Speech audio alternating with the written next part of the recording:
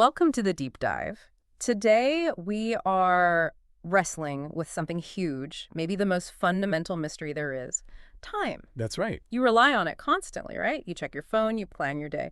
But if you pause for a second, what actually is time? Is it this universal clock ticking away? Or something else entirely? It's incredibly complex, isn't it? Yeah. And our sources today, they give us this amazing journey, really, across 13.8 billion years. Yeah. We're going to try and look at time through, well, three main lenses. Okay. First, as a physical thing, a dimension born with the universe itself. Yeah. Then how we measure it, right down to the atom. And finally, how we organize it as societies, which gets interesting. So our mission for this deep dive is to try and piece together that multi-layered picture. We want to unpack, how time even started back at the Big Bang, how we went from just watching shadows to counting these tiny atomic vibrations. And crucially, why the time you see on your screen right now is actually this carefully managed global agreement, a compromise, really. It is. And to begin, you really have to go back to the physics. For a long time, the Newtonian idea dominated. All right, Isaac Newton. Yeah. His view was that time was absolute, just flowed, constant, everywhere, same for everyone, completely separate from, stars or planets or anything happening. Just this fixed backdrop. Like a stage. Exactly. Yeah. But modern science, well, it completely turned that on its head. And this is where it gets really fascinating. The current thinking is that time, space, matter, energy, they all burst into existence together about 13.8 billion years ago, the Big Bang. Correct. Time wasn't just present when the universe began. It is a dimension that's actually expanding with the universe. Wow. So who blew up the old stage idea? That was Albert Einstein. His theory of relativity was the game changer. He showed that time and space aren't separate things at all. They're woven together. Into space-time, I've heard that term. Precisely. A single dynamic fabric. And this has huge implications. Like what, if time is part of this fabric, is it still constant? Does it tick the same everywhere? No. Absolutely not. That's the core of relativity. The rate time flows isn't fixed. It actually changes. Changes based on what? Two main things. How strong the gravity is around you and how fast you're moving compared to someone else. We call it time dilation. Okay, give me an example. Well, think about astronauts on the International Space Station. Because they're moving so fast, time slows down for them, just a tiny bit. But because they're further from Earth's gravity, time actually speeds up for them, a slightly larger, tiny bit. So there are competing effects. Yes, and the gravity effect wins slightly in that case. But the point is, time is relative. It's measurably different depending on where you are and how you're moving. That really brings it down to earth, so to speak. And the sources mention evidence that this isn't just theoretical, right? That time actually flowed much slower, maybe 5 times slower, way back in the early universe. That's what recent observations suggest, yes. It confirms this dynamic nature of time on a cosmic scale. Okay, so time is relative, it stretches, it squeezes. But then there's another puzzle. You mentioned the laws of physics, like at the tiny quantum level. They mostly don't seem to care about past versus future, right? They work forwards or backwards. So why, in our big everyday world, does time only ever go one way? Forward. The arrow of time. Why can't we unbreak an egg? Ah, the arrow of time. That's a huge question. And the most widely accepted explanation comes down to one fundamental principle of the universe. Which is? The second law of thermodynamics. Entropy. Disorder. Exactly. It basically states that in any closed system, like the universe as a whole, arguably the total amount of disorder, or entropy, can only increase over time. It never spontaneously decreases. So the universe started out super organized. It's incredibly organized. Yeah. Very low entropy right at the Big Bang. And ever since then, it's been, well, moving towards a state of maximum disorder. Wait, are you saying the feeling of time passing, that forward flow, is just us experiencing the universe getting messier? That's the prevailing view, yes. The flow isn't some property of time itself. It's what we call an emergent phenomenon. It emerges from the universe's history, this relentless drive from order towards chaos, towards maximum entropy. Wow. Okay, so the universe's decay gives us our direction.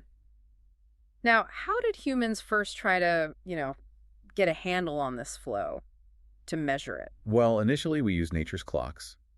The sun's path across the sky gave us sundials. The steady drip of water gave us water clocks or clepsydras. But those have limits, right? Clouds block the sun, water flow changes with temperature. Precisely. They were continuous analog measurements tied to unreliable natural processes.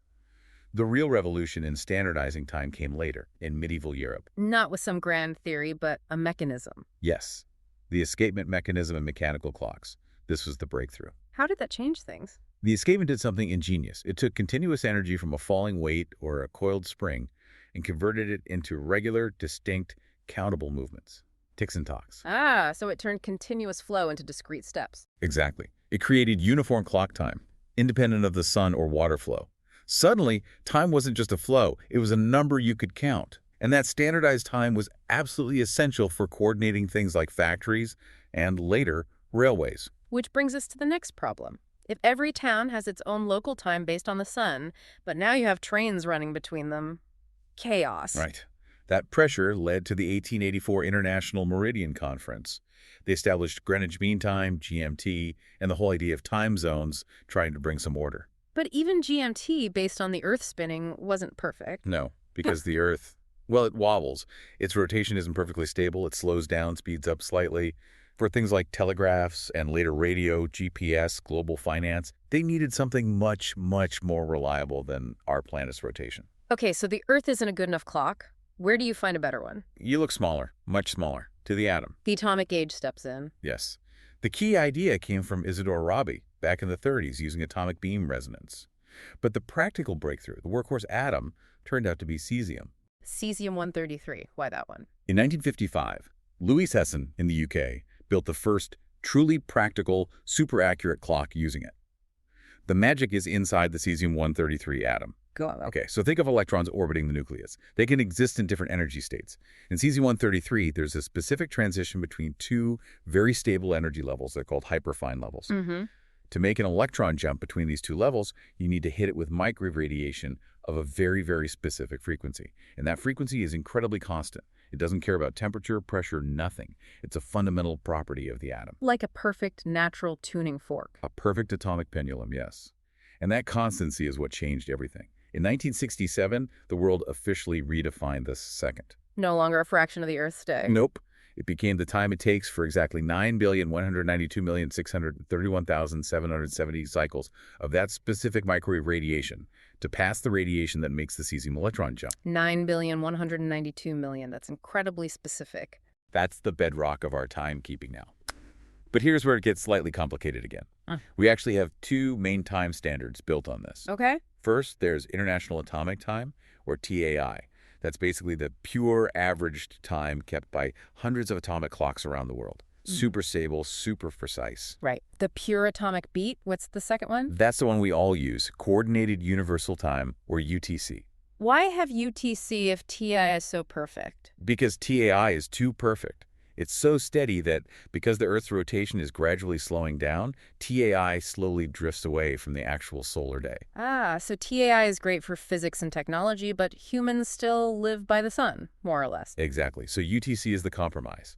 It ticks along at the super stable rate of TAI, but every so often we deliberately adjust it to keep it close to the Earth's actual rotation time, called UT1. How close? They try to keep the difference under 0.9 seconds. And the group that decides when to make these adjustments is the International Earth Rotation and Reference System Service, the IREers. They're like the global timekeepers. So when the Earth's slowness makes the gap too big, they add a leap second, usually on June 30th or December 31st.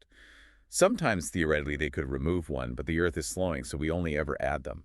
That leap second really highlights the whole issue, doesn't it? This constant balancing act between perfect atomic time and the messy, slowing rotation of our own planet. It really does. And speaking of messy reality, that brings us to time zones. The theory is neat. 24 zones, 15 degrees of longitude each, 1 hour apart. But the map doesn't look that neat. Not at all. Real-world time zones are often drawn for administrative ease or political reasons, not pure geography. National sovereignty trumps longitudinal lines. And the prime example of this is China. Absolutely. Geographically, China spans about 5 time zones. 5. But they use just one. They enforce a single official time zone for the entire country. Beijing time, which is UTC plus 8 hours. Why? For national unity, administrative simplicity, efficiency. But think about the impact on people living in the far west, like in Xinjiang province. Their clocks say it's noon, but the sun is barely up. Pretty much. Their official clock time is maybe 2 or 3 hours ahead of their local solar time. So society has to adjust massively. How? Well, official business hours, school times, they all run on Beijing time. But people's daily rhythms, when they eat, when they socialize, often shift to align more with the actual sun. So dinner in, say, Urumqi might not happen until 8, 9, even 10 p.m. local time, because that's when it feels like evening according to the sun, even if the clock says it's late night. That's a really powerful example of how standardized time becomes a tool of the state, shaping lives in profound ways. It definitely is. Okay, let's shift gears again. Where's time measurement heading now? We have cesium clocks, incredibly accurate. Well, what's next? We're already pushing beyond cesium. There's a huge international race, really, to build the next generation. Optical clocks. Optical, meaning they use light. Visible light, yes. The frequencies of visible light are tens of thousands of times higher than the microwaves used in cesium clocks. And higher frequency means? More ticks per second, which means you can divide time into much, much finer intervals, leading to potentially 100 to 1,000 times more accuracy than the best cesium clocks. That's hard to even imagine. How accurate are we talking? Cesium clocks might lose a second in, say, 300 million years. Optical clocks are aiming for accuracies where they wouldn't lose a second over the entire age of the universe. Wow. So are we going to redefine the second again? That's the plan. The international community is working towards a new definition based on an optical standard, probably using atoms like strontium or ytterbium, maybe around 2030. And who's leading this race? Well, the U.S., through NIST, is a major player. Europe has coordinated efforts, and China is investing heavily, particularly with strontium lattice clocks, even making them portable, like in trucks. Okay, but why? Why do we need clocks that accurate? Accuracy down to $10, $18, losing a second after the universe ends. What's the practical point for you and me? It sounds abstract, but this level of precision opens up new frontiers. Remember time dilation. Gravity affects time. Right. These optical clocks are so sensitive. Just lifting one up by a few centimeters changes the rate it ticks, measurably, because gravity is slightly weaker higher up. So the clock becomes a gravity sensor. An incredibly sensitive one.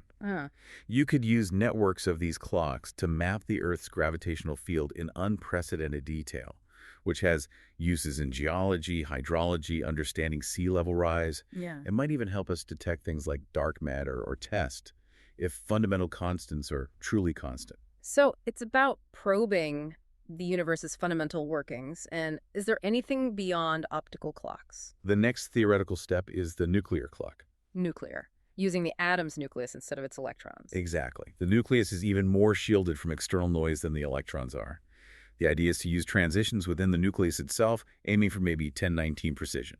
And that would mean? Even better gravity sensing, potentially millimeter-level GPS accuracy, even more stringent tests of Einstein's relativity. It's still very much in the research phase, though.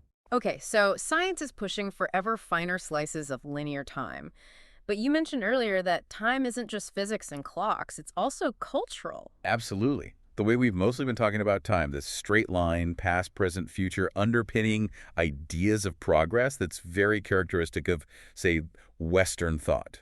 Linear time. But not the only way to see it. Not at all. Think about the ancient Mayan civilization. They had a profoundly cyclical view of time. How did that work? They used these amazing interlocking calendars like the 260-day Tzolk'in and the 365-day Hab. They meshed together like gears to create larger cycles about 52 years long. For them, time wasn't just marching forward, it was revolving. Events, energies, meanings would repeat in patterns. Fascinating. So history repeats, literally in their time system. Yeah. Any other examples? Well, consider the concept of the dreaming or dream time in many Australian Aboriginal cultures. That's perhaps even more different. It's often described as nonlinear. What does nonlinear mean here? It's not seen as just the distant past. The dreaming is understood as an eternal dimension that exists alongside the present. The ancestral beings, the creation events, they're not gone. They're still active, present in the land, influencing today. The past hasn't vanished. It's perpetually here. So time isn't a line or even a circle, but maybe everywhere at once. In a sense, it's a very different conception of reality and history. Okay, let's try to bring these threads together. We've seen time as, what, 3 things? At least 3. First, it's this fundamental cosmic dimension, born with space and energy in the Big Bang. Its apparent forward direction, the arrow of time, seems driven by entropy, the universe getting messier. Right.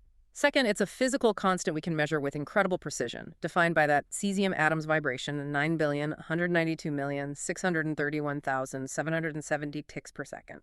And third, the time we actually use every day, UTC, is a human construct. It's a political and technical agreement, managed globally, constantly tweaked with things like leap seconds. It really is a paradox, isn't it?